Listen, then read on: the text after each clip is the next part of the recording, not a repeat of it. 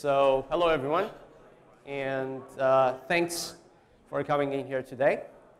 We're going to have, after Christian's great presentation, Edson and I are going to talk a little bit about data and data strategies for microservices.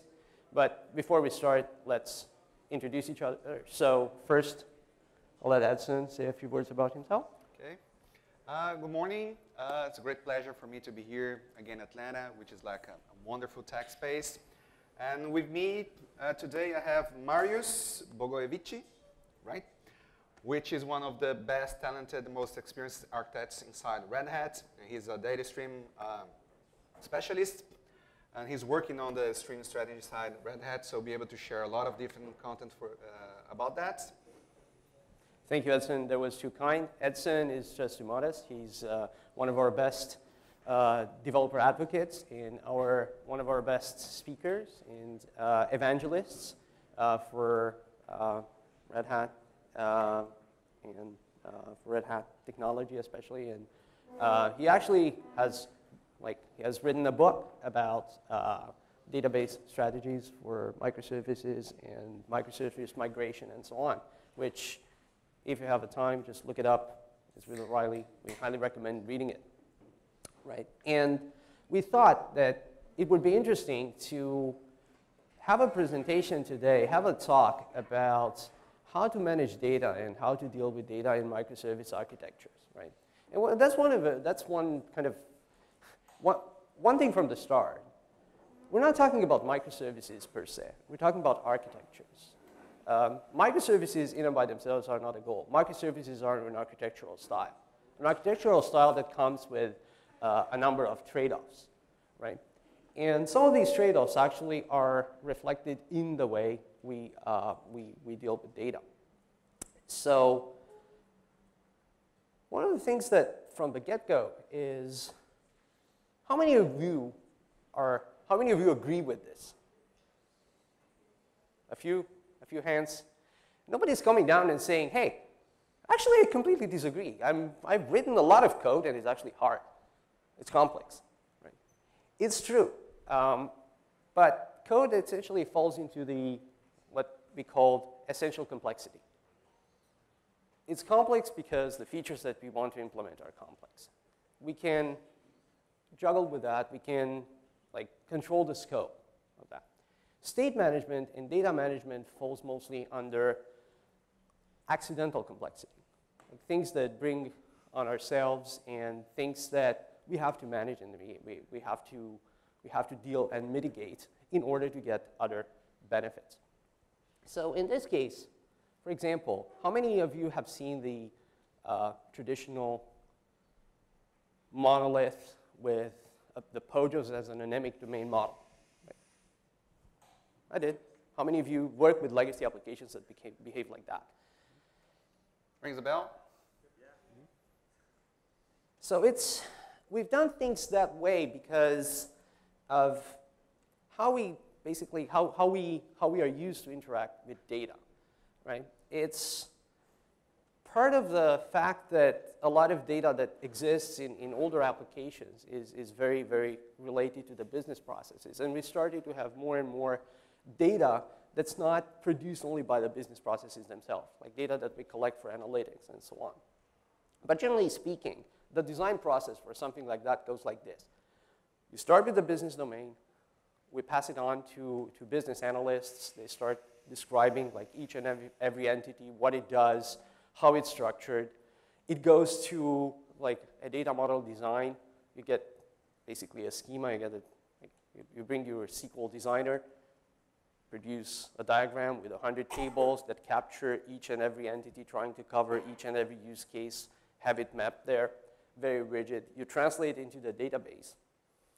And then, once it gets there, you start working the process back into the application and say, oh, I'm going to build a very shallow POJO layer that kind of maps every table to a business object. And then I'm going to start writing some interfaces, I'm going to start writing some services, and I'm going to put them together, right?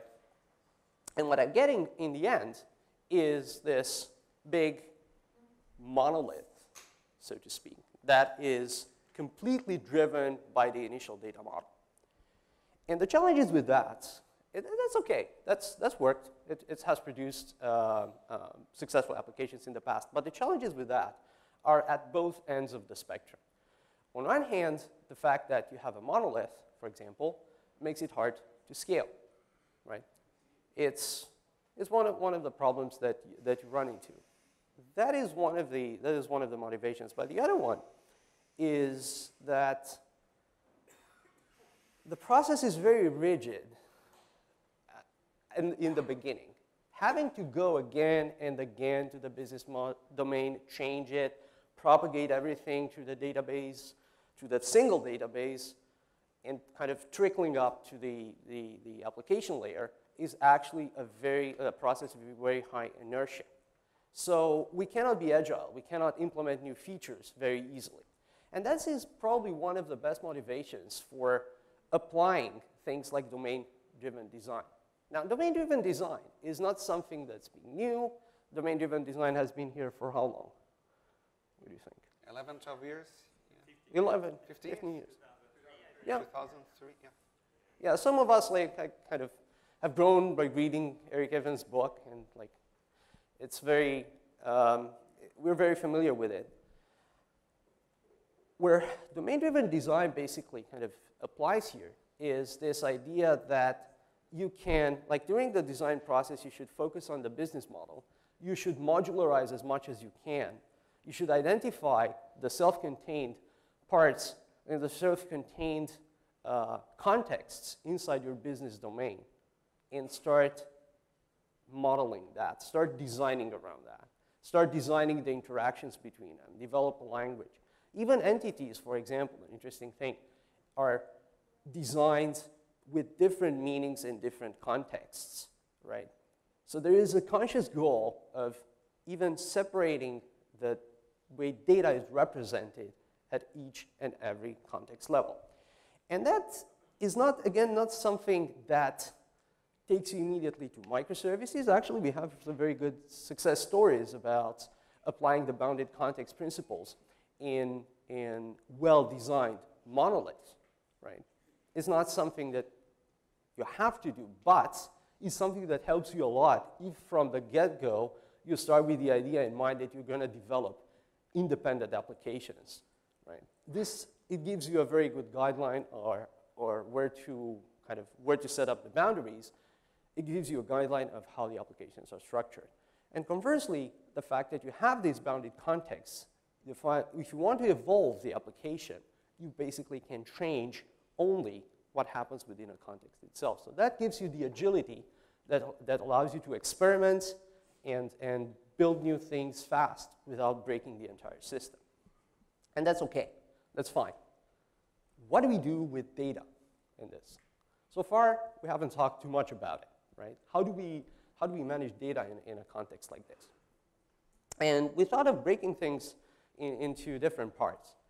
We're going to talk a little bit about how to deal with persistent data. We're going to talk about how to deal with volatile data, like that lives in data grids. And we're going to talk about how these applications interact with each other using things like event sourcing for actually propagating state changes and between microservices.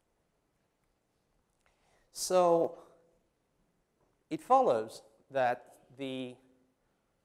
if we start with the idea in mind that each bounded context has basically its own domain model and it has its own data representation, it makes sense somehow to go to this strategy of having one database per microservice, right? What do you think are some challenges? It offers you, what are the benefits of that? Let's go with the good parts first. The first benefit is that you really have, each microservice is in control over data that it works with.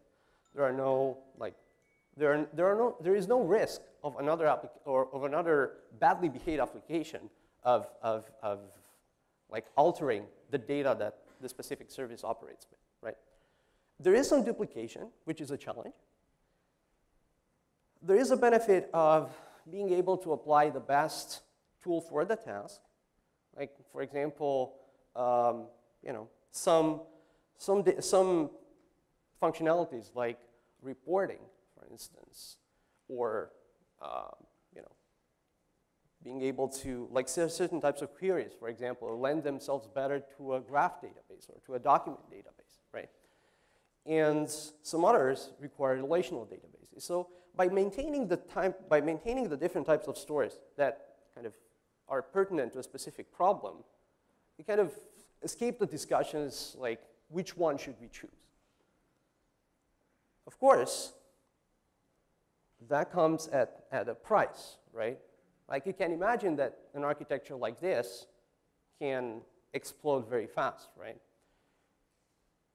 You're probably not going to hire 100 DBAs to deal with like the myriad databases that you actually have to manage in this type of scenario. And the truth is that you actually don't hire a ton of system architects, for example, to manage the application instances, right, that run in your application, right? How many of you are using Kubernetes? Heard of Kubernetes? Plan on using Kubernetes? Now, we're Red Hats, and we are building we're building OpenShift, which is essentially enterprise Kubernetes with a few additional features for easing the task of application developers, right? How many of you are looking at OpenShift or intended using it? So I think for a few of you, that the idea that you will use a platform to run your applications should be fairly clear, right? I don't want to run 5 instances myself. I don't want to control scaling. I don't want to control resilience. I want to have self-healing. Like this self-provisioning aspect of not having to request a virtual machine every time I want to create a new application instance is of a big benefit, right? And the same thing applies for relational databases and for databases in and by themselves. How many of you are familiar with the open service broker architecture or the service catalog? So the open service broker is a new initiative, basically, which is part of Kubernetes, and the service catalog in OpenShift builds on top of that. And in essence, it allows you to provision resources of any kind through an API. So the application comes in and says, I want a database instance. The service provider essentially has a plan. It knows what are the rules. It knows whether you want a new instance completely, or you want a new schema, or you want access to a table space. So there are ways to control, let's say, the granularity to which you have access. But the point is that these types of mechanisms in a cloud-native architecture allow you to control the complexity that would come from managing multiple instances.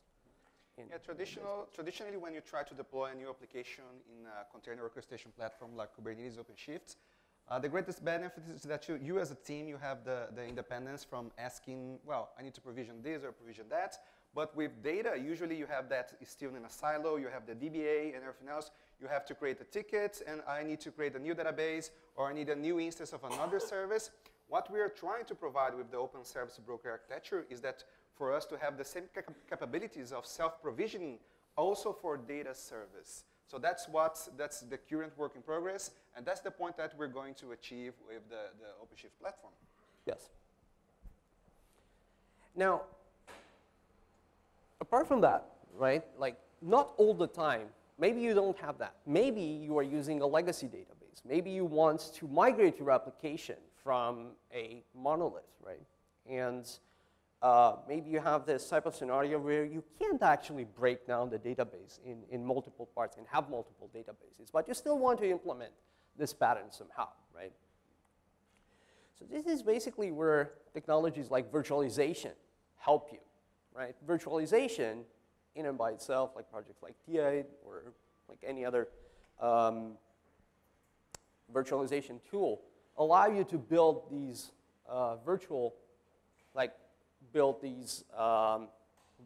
as the name says, virtual databases that have a table structure that might differ from the original table structure of the underlying database, and match your data model for the microservice better.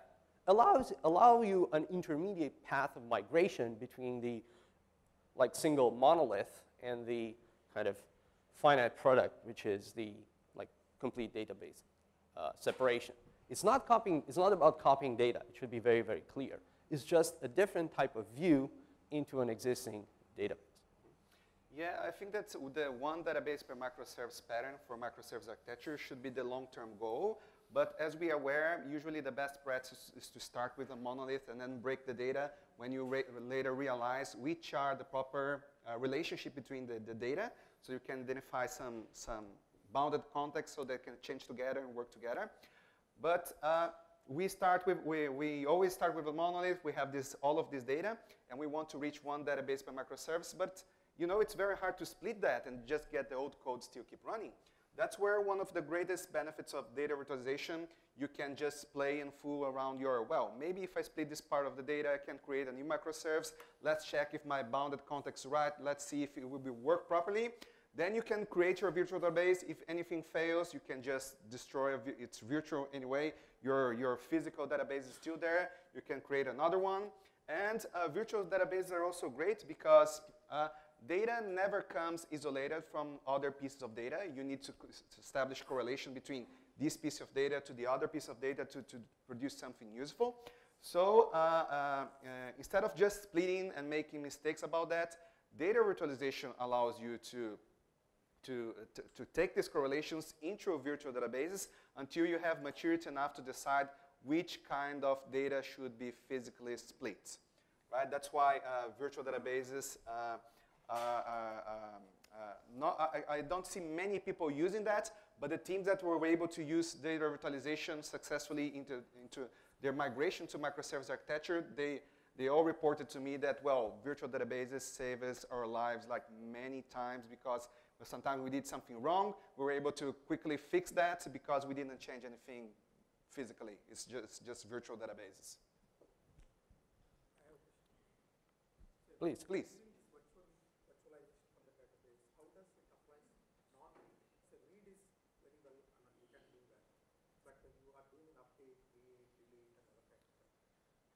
Sorry, well, how does it behave when I have to change the data? Handle this, say when you create a virtualized layer for microservices, how do you handle the writes basically? In the CRUD operation, read is only one part where the virtualization is well once. But how do you handle write, delete, and modify? Okay. The question is, if I have like a virtualization layer on top of the database, readings kind of sounds like simple, but how do you handle the writes? Okay. When you create a virtual database, usually the process of creating a virtual database, you just establish a select from the join and everything else, and put on top of the virtual database. And at least on TEID, which is the open source platform sponsored by Red Hat, you can perform the writes on top of that virtual database. The only thing that you need to have in mind, that when you write the information, there may be some restrictions on the physical database that can't be satisfied just by the virtual layer. Just like to insert a row on this table, I need all of these columns, but on the virtual layer, I don't have this one. So in this way, you would have to create like custom SQL to be processed remotely on the database. But if that's not the case, you can write operations would come through like normally. Okay, you just have to take care about this constraint that would have been inserted, because you can't just insert a row in a table where you don't have the table on the virtual layer. Well, that would mean, well, we can discuss that later, but that would make a perfect use case for you to create a virtual database just for a CQRS RAID data store and to send the right commands as messages to be processed by the other endpoint. So this is the complete answer, but we'll explain more of that later too. We're going to talk about CQRS in a moment. And by the way, this is a good moment to remind you that we're going to be here the whole day. So, you know, this is kind of a foretaste. It's a 45-minute talk, but we have the experts-led talk afterwards, and we're going to be here. So anything you want to dive in deeper, just reach out and talk to us. And we're just going to be hanging around. So more than happy to talk about anything.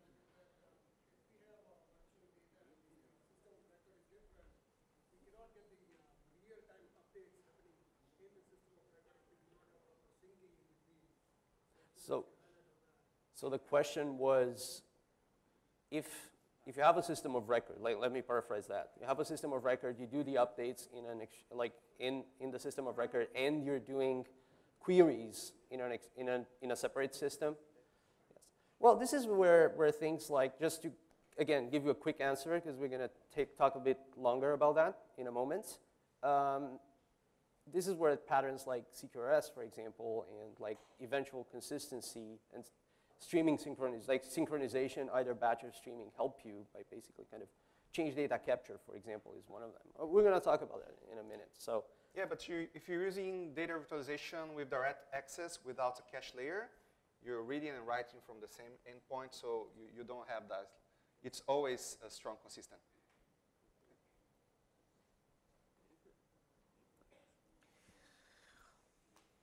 Right.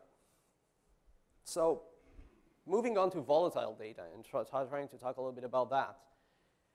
One of the big challenges, like in your system, obviously you kind of record everything and like all the data and states and all the changes that you wanted to make persistent. But you also have a lot of data that's not meant to survive. Like it's not meant to survive for a long time, like temporary, like computation results. You have, temporary like things like a shopping cart, for example, they are meant to expire, right? What do you do with them, especially when this, like you have kind of a large fleet of microservices talking to each other? And caching is in fact one of the, like a very kind of common and very common sense pattern to use. The interesting part and the thing that I wanted to draw attention in this context, because actually I think all of us know what a cache is and how it works and why it's a good idea to cache results, right, is that these microservice architectures can actually get very, very deep. You can have like deep layers of calls. If you look at some of the Netflix presentations, they actually have like tens, maybe hundreds of microservices kind of contributing to a single call. And the latency of that can be like overwhelming. So caching data in between invocations and making that kind of a cross-cutting concern in your application is one of the things that you have to think about up front. And while you can do it, for example, simply by adding, say, okay, fine, I'm going to just use an in-memory map and I'm going to store everything in there and so on, you actually have to worry about things like cache, about eviction policies, about like how you organize the regions, about how you manage data in these like expiration and stuff like that, which actually come as part of the middleware. So incorporating essentially caching middleware as part of your solution is a very important thing.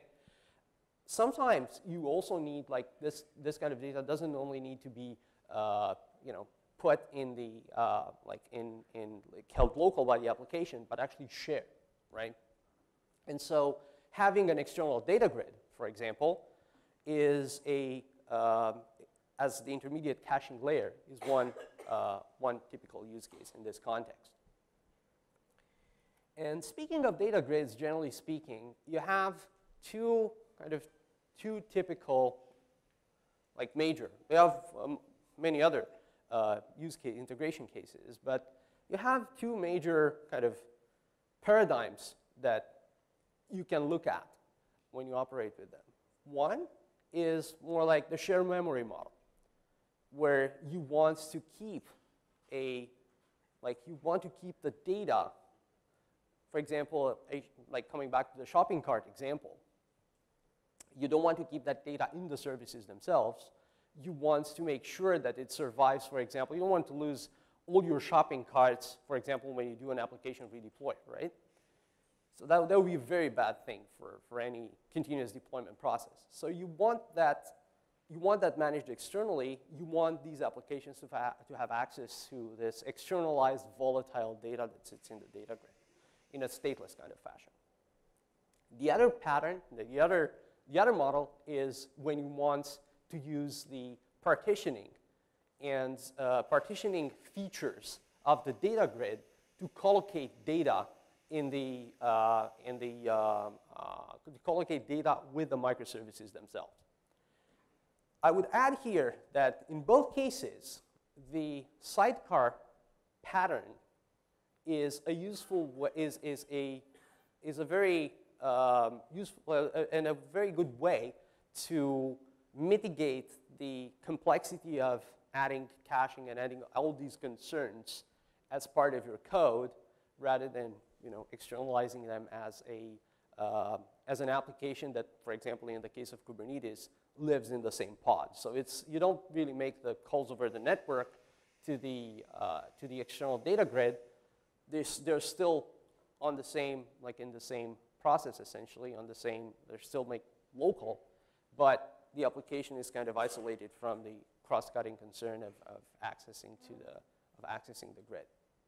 But generally speaking, these are the two major patterns that you follow when you interact with a data. And when we think about partitioning, usually people think, well, we need this partition because we have a very large data set, so that's the reason for partitioning. But since we're talking about distributed architectures, partitioning becomes much more useful if you have different latency between the data source and the endpoints that are consuming the data. So it makes much more sense if you just partition the data sets to make them closer to where they are consumed. So if you have geographically distributed data centers or endpoints that are consuming the data, it's much better for you to partition the data. So that's a very common application of data grids in this distributed world. The other very common application, I think, I'm glad that you mentioned that, is that it's also in stream processing. Like stream processing is essentially event-based architecture where events are essentially correlated over specific time windows, and based on the most typical correlation in stream processing is time-based. So what it wants is essentially be able to do things like, I want to compute the average of all the sensor data that has arrived within the last second, 2 seconds, so on and so forth. The time-based part is not as interesting as the fact that when you do something like that, you want, for example, to have all the sensor data that belongs to a specific sensor in the same node. You don't want to go over the network, fetch it, process it, and do it like that. And we actually have a pretty good set of examples with InfiniSpan of actually doing this type of distributed stream processing using the data grid as the intermediate data store for serving applications that calculate different types of analytics. Now, one thing that happens is that we kind of know how to share data in a data grid. We kind of know where to put it in a database. What happens to data that needs to be exchanged between microservices, right? What happens to, for example, like if I need to notify, for example, the shipping microservice that an order has been created and it needs to start, like how do we coordinate among these different types of things, right? And moreover, what if there is data, that needs to be shared, for example, for reading? Like what if, exactly the example that has just been mentioned earlier, I have a system of record and I want to propagate that information as reference data for other microservices to work with, right? So one of the communication patterns that has emerged in the last few years for microservices was event-driven and asynchronous. And the reason why that happened is that synchronous communication actually kind of contains one of the major fallacies that I think Christian was just talking about earlier, that the network is reliable, everything can go fine, and everything has succeeded, right? I'm having a service, calling 3 other services, and when the call ends, everything's okay. And that's true. Like when everything works perfectly, there's nothing to worry about. The problem is that a lot of things can go wrong, and the nature of distributed systems makes it hard to reconcile this type of, the types of inconsistencies that arrive in systems when you adopt a synchronous communication model. To give you just an example, right? What is synchronous? For example, an ordering system makes a call to the shipping systems and tells them, I have created an order, now ship it. the shipping system actually records that, responds, and now the ordering system can actually update its own state, right? You can try different strategies for that. One of them is to use a distributed transaction. Now, as much as we would love them to be so, distributed transactions are not exactly all that reliable overall, right? And they're also pretty expensive, right? And it's hard for them to, for example, span a large number of resources. Instead of that, let's consider, for example, that the shipping service actually saves its state successfully, but then it fails to respond. Now, the ordering system is faced with two choices. Like, it can either retry and record another shipping event, or it can, or it can just drop the call and say that it failed and move on, right? And yes, you have to consider things like, for example, like idempotency in those types of calls. But the whole idea is that you can make this much easier if you, from the get-go, assume that those two changes, for example, can happen independently. Like, for example, instead of making a remote call, an RPC call, an HTTP call, you can send a message. Like, that's the kind of the simplest, one of the ways to actually handle this. And it's not new. Like, this has been around since like enterprise integration, which followed the same principle, right? Now, just sending messages, for example, is a great way to kind of add a little bit of resilience to this process, but it still has and it still doesn't solve all the problems that you have here. One of them being that you don't really, like, messages in general are kind of volatile. Once a message has been received, for example, we don't know exactly, like, yes, you have transactions, yes, you have ways of receiving messages and processing them, reliably.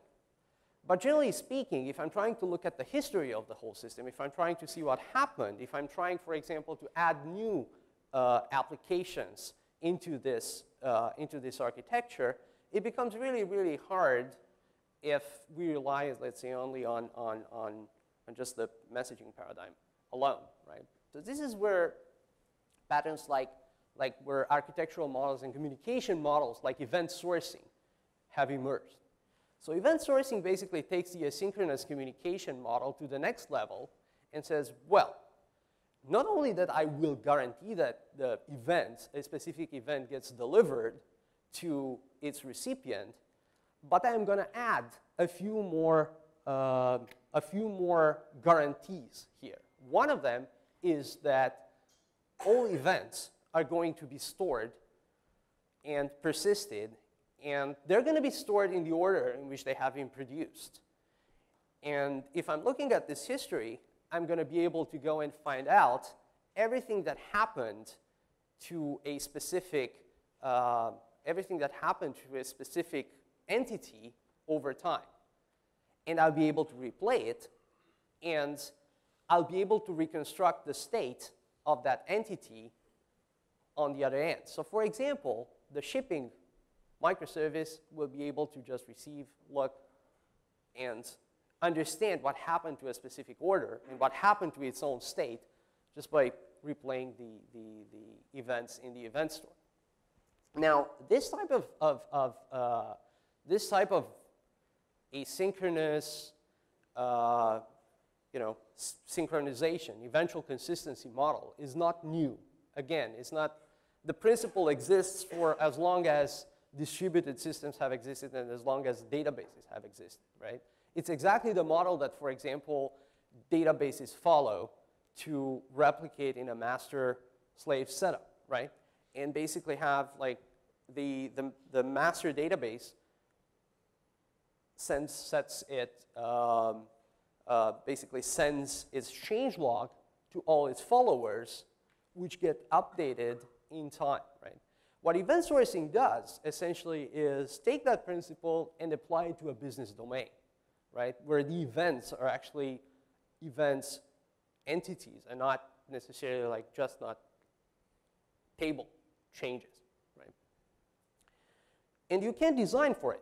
Like it doesn't have to, like it's one of the things that you can actually, like there are design paradigms, like for example, event storming that start directly with the concept of events as first-class citizens and basically describe all the components as command receivers and producing events which reflect their change in state. Those events become upstream commands for other other components downstream and so on and so forth. Speaking of which, like just speaking about database replication, there is this concept of change data capture, which is very related to event sourcing. And actually, event sourcing, there are event sourcing strategies. Like one of the most successful event sourcing strategies is using the change data capture abilities of a database to reflect the changes that have taken into the system and basically send them out and sort of resolve any transactional consistencies that might have, right? And as I said before, change data capture really involves reading the transactional log and propagating those changes externally, either for migration into into another database. Like for example, one use case is monolith migration, right? You want to add a new application. You don't want it to use the same database as the monolith. You want to get that data, but you don't want to talk to the monolith because nobody likes the monolith and nobody wants to talk to it. So instead of interacting directly, you will get the change set from the monolith database transparently without the application even knowing. Like it's a very administrative process, and farm it into the microservice database, right? Other techniques are, for example, you can just grab that. Change set. You can grab the events stream that reflects the database changes, for example, and send it to an analytics application as well. Yeah, in this world that we want data, a stream of events to be analyzed, or if you want to use a stream of events to create a replicated data store in another endpoint, it's very useful to you to be using CDC tools, which basically they plug into the database transaction log. Particular use cases are if you don't want to change your monolith, or if you can't change your monolith, you just go a layer below, you just plug directly to the database, get all the insert, update, deletes, alter tables, and everything else. You stream that as events on a message bus and get these messages propagated in other endpoints so that the endpoints can use these messages to consume or reproduce the data.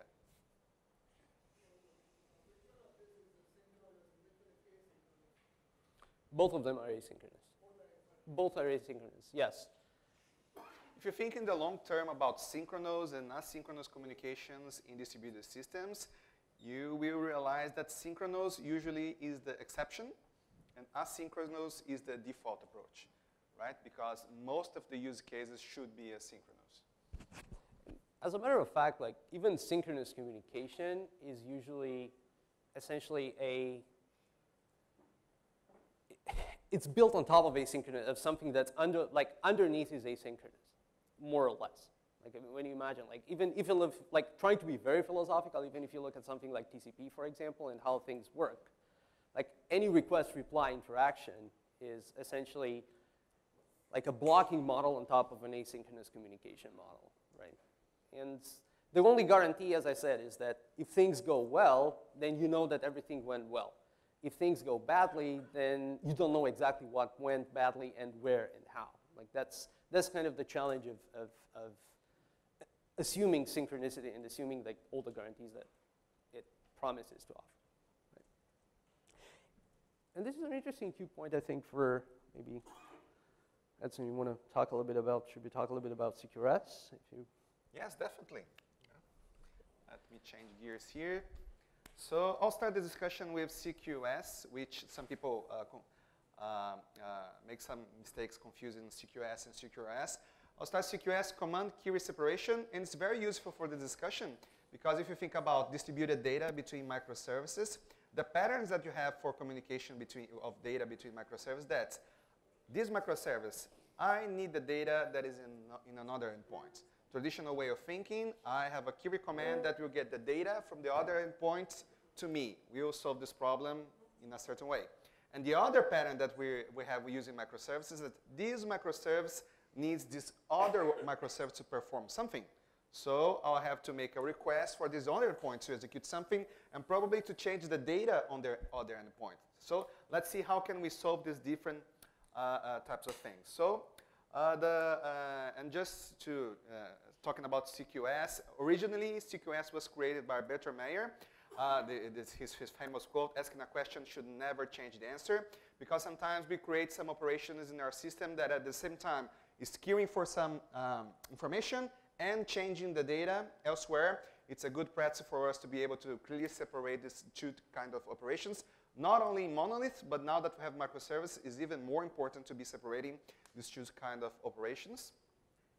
And this led to a discussion of CQRS, Command Query Responsibility Segregation, which was coined by Greg Young, I think like 10 or 11 years ago. And the motivation for this pattern is that 10 years ago, if you think about the system that we were designing 10 years ago, we're still using like EJB 1.0, 1.1, and we're using like RMI, IIOP.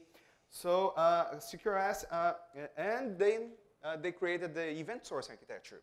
But it was a huge gap between CRUD systems and event source systems, so we need a middle layer between these two different concepts. That's why CQRS was created, and it's a very useful pattern in distributed systems these days. And basically, it's a very fancy name for a simple concept. Command Query Responsibility Segregation means that now, instead of having just a single model for reading and writing operations, if you have a customer, you use the customer table for all the operations, reading and writing. With CQRS, you realize that you can have like different models for reading and writing operations. You can have this separation both in your model layer and in your data layer. Talking about you can have this segregation in the code layer and in the database layer.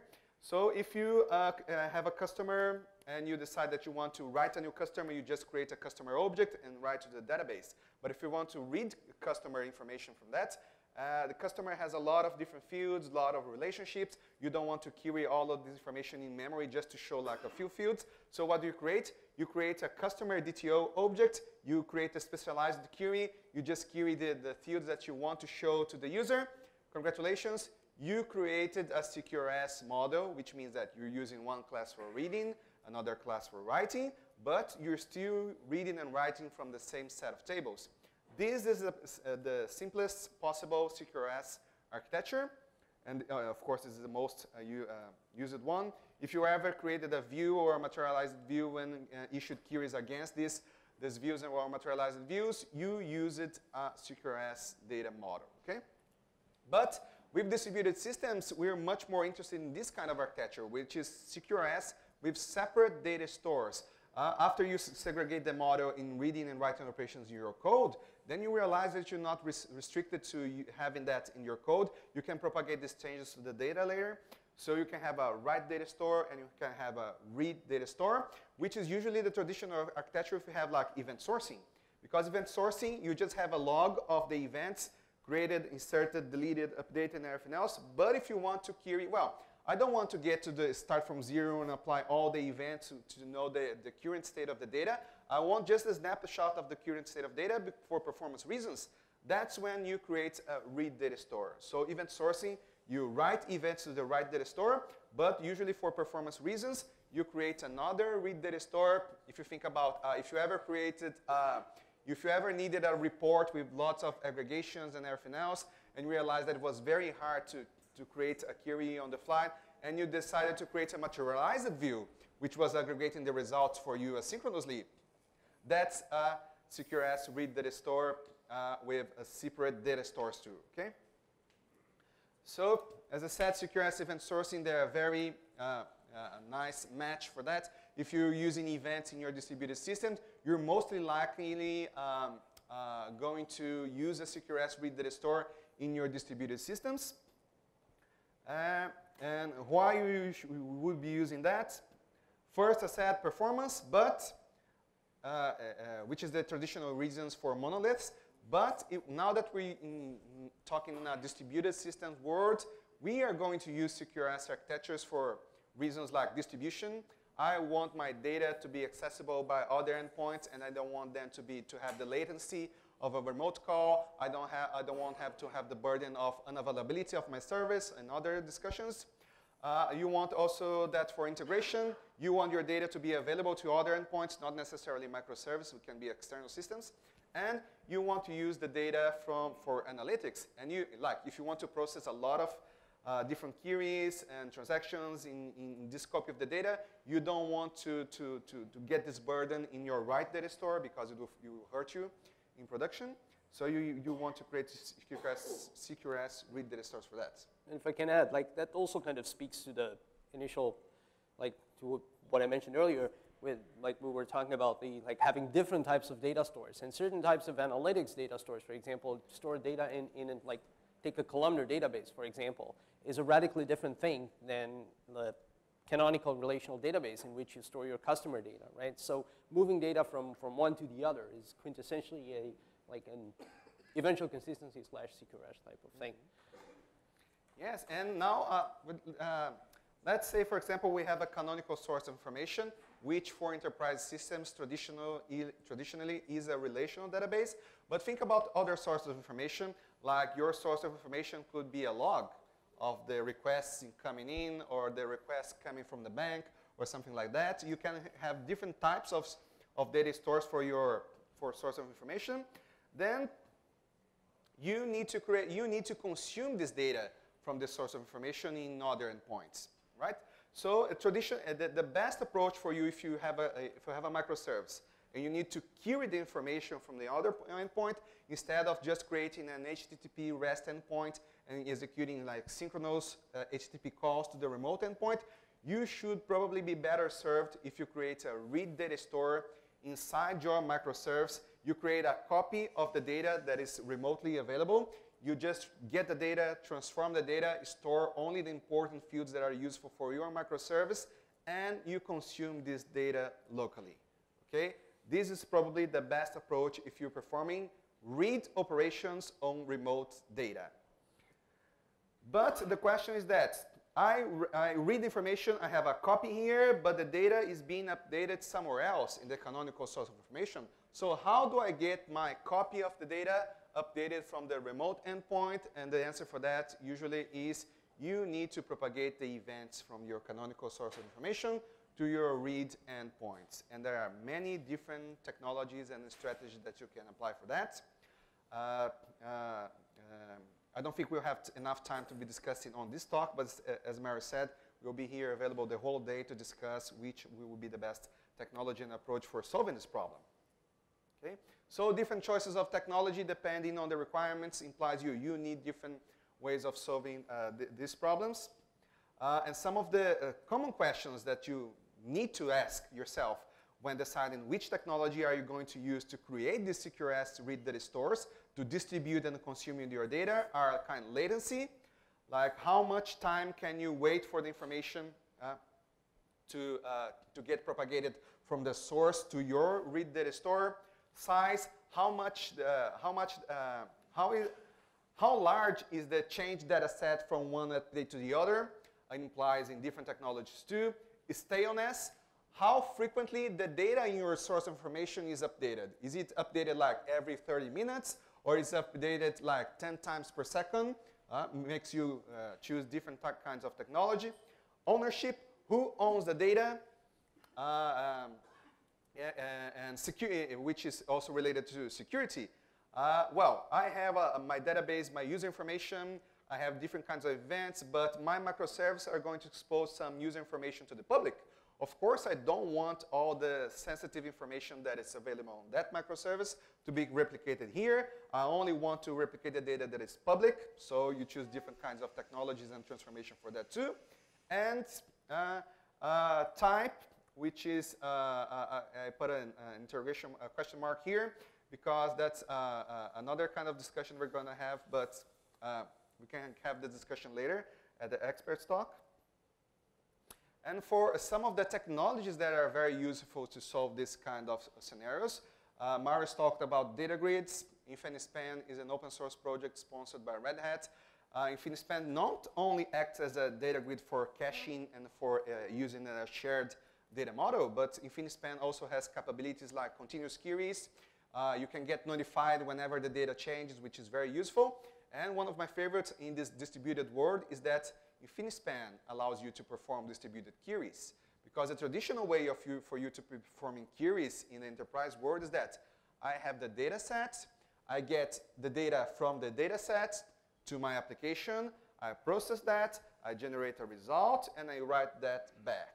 So we get in the big thing and moving through a network call to my application to be processed. With InfiniSpan distributed queries, you can just, well, I create the code, I send the code to my data grid, it is processed where the information is located. The data grid gets the result and returns that to me. So if you have a very large data set and you need a low latency response, this is a much better approach. Another technology that we mentioned in the beginning, data virtualization. TE is the open source project sponsored by Red Hat, which corresponds to the JDV, Data Virtualization Platform. And talking about change data capture, we have to mention Debezium, which is an open source project released 1 year or at most 2 by Red Hat. And currently, Debezium works at the CDC2, works for MySQL, PostgreSQL, MongoDB, and they have work in progress for SQL Server and Oracle, but it's an open source project. We can't say anything about deadlines, but it's a work in progress. And I think that's the information that we wanted to share with you. If you want anything further, you can join our website, developers.redhat.com. As Marius said in the beginning too, I released 1 year ago a book, Migrating to Microservices Database by O'Reilly. Red Hat developers bought the royalties of the electronic version, so if you go to the website, you can download the free ebook version. And feedback is more than welcome. These are our Twitter handles, and again, we will be available the whole day. Thank you very much. Thank you. I think